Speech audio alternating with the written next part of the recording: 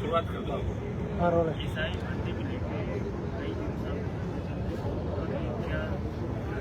देखिए, एसआई भर्ती को लेके 21वां दिन हमारा हो गया यहाँ शहीद स्मारक पे धरना स्थल पे।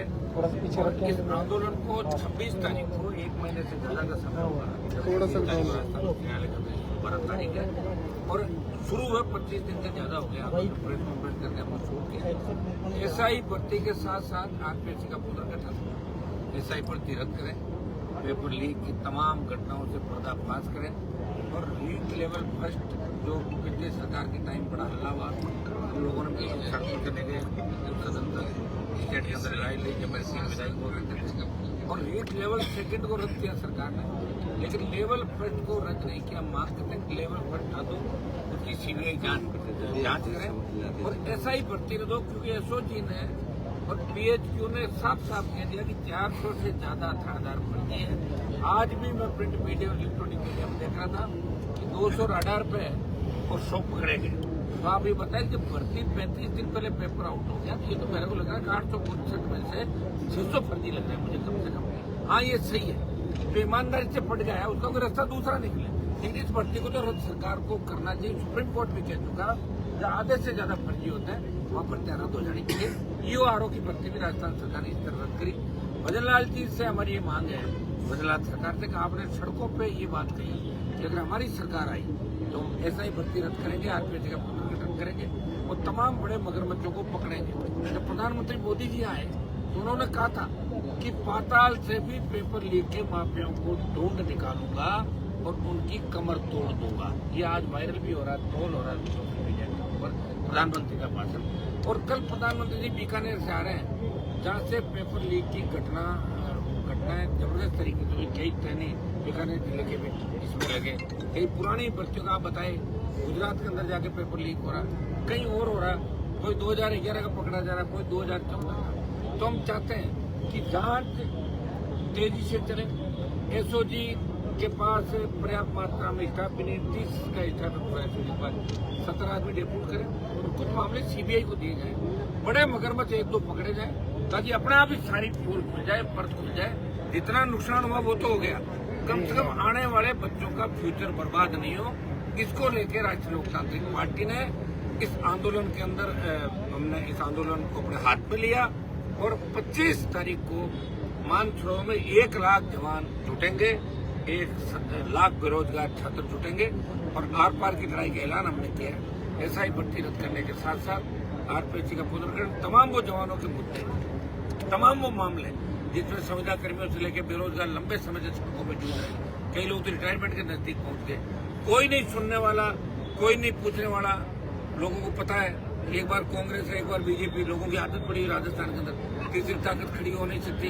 एक कांग्रेस के लोग बीजेपी को बचाते हैं और बीजेपी के लोग कांग्रेस के उन मगरमच्छों को बचाते हैं और उनके मुंह में गुलाब जामुन डालते हैं मुख्यमंत्री, जो कहीं न कहीं आरोपी नजर आते हैं। तो मिलाजुली का खेल राजस्थान के अंदर है और मिलाजुली के खेल को खत्म करने के राष्ट्रीय लोकतांत्रिक पार्टी ने हुंकार भरी है, राजस्थान के जवानों ने हुंकार भरी और ये रैली सारे रिकॉर्ड तोड़ देगी और सरकार के घुटने टिकवा देंगे 25 तारीख को। और सब कमेटी देखिए आप, भजनलाल सरकार कितनी अक्षम है कि कुछ भी नहीं कर पा रही। मैं कह रहा हूँ अगर रद्द नहीं करो तो बोल दो रद्द नहीं कर रहे हैं, और करो तो वो लोग कर रहे हैं। मुझे लग रहा है उच्च न्यायालय में छोड़ देंगे और वो अक्षम हो गई कि आप कुछ करने में सक्षम नहीं हो। आपने तो कहा था, और प्रधानमंत्री जी आखिर कितनी झूठ आप देश के अंदर बोलोगे। हर बार आपने बात कही, आपने पर्ची के माध्यम से मुख्यमंत्री यहाँ थोपा। किस तरह की स्थिति राजस्थान के अंदर बन गई। आज राजस्थान में सरकार कौन चला रहा है? माफिया सरकार के अंदर एंट्री कर गए, ब्यूरोक्रेट सरकार चला रहे हैं। आपके बच्चों को बचाने के लिए, ब्यूरोक्रेट्स को बचाने के लिए आप जिंदा मक्खी निकलने का काम कर रहे हो कि राजस्थान का जवान आपको माफ नहीं करेगा। और हमने कई 2018 की आरएससी भी हमको बताई, में बताई, कई तरह के सबूत आप मीडिया को दिए, एसओजी का पूछताछ नोट भी बताया, मिनिस्टर और कई लोगों का जिक्र था। और इस सरकार के अंदर बैठे हुए बहुत से लोगों की पोल भर्ती खुल जाएगी अगर भर्ती रद्द हुई, इसलिए भर्ती को रद्द ये लोग नहीं करवाना चाहते।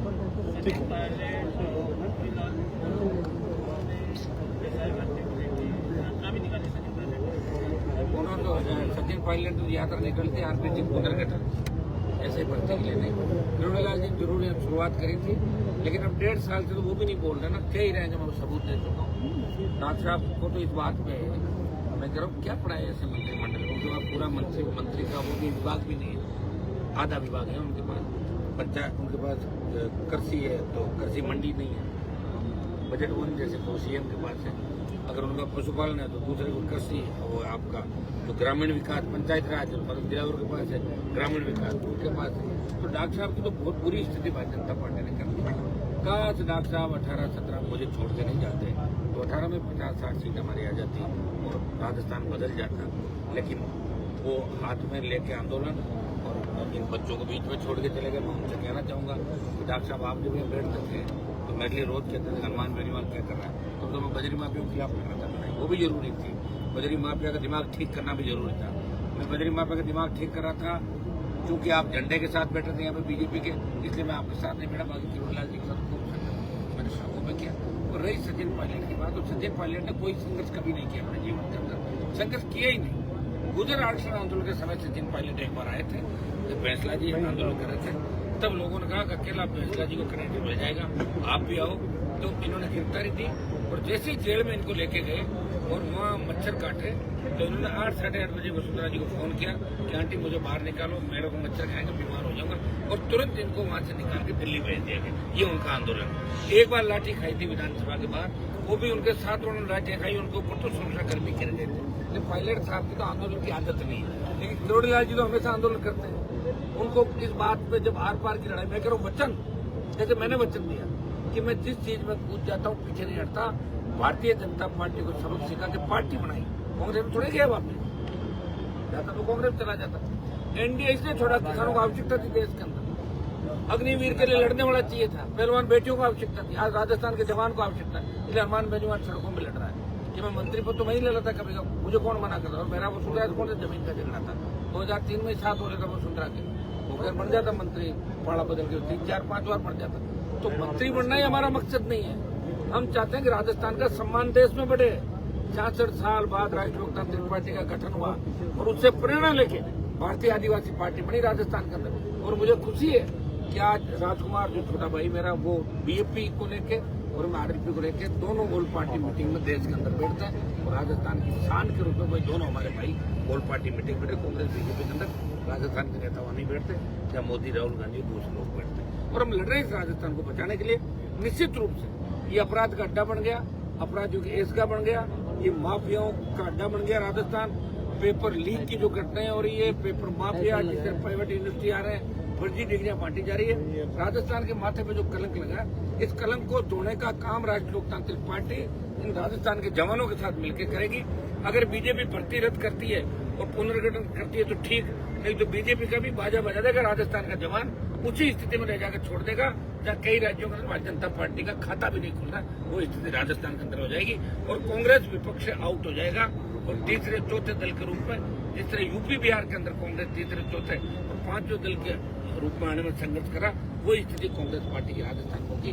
क्योंकि जिस तरह ईडी में महेश जोशी पकड़े गए और 5-6 बड़े नेता पकड़ने की कगार पे कभी भी पकड़े जा सकते हैं, इसलिए वो इस तरह का बयान कभी मोदी जी खुश करने के लिए रहते हैं, कभी कहीं जाते हैं। कभी भजनलाल जी ने कहा कि रात के अंधेरे में कांग्रेस के नेता मेरे से मिलना आते हैं, और ये सही बात है, इसे नहीं पकड़ रहे। लेकिन आप चिंता नहीं करें, उनको भी पकड़वा देंगे। मेरा काम अब एक ही है कि जो बच्चे हुए हैं उनको मैं सबको पकड़वाऊं और जेल के अंदर जाए, ताकि दोबारा ऐसा घपला घोटाला राजस्थान के जवानों के साथ धोखा नहीं। ठीक है। हनुमान बेनीवाल।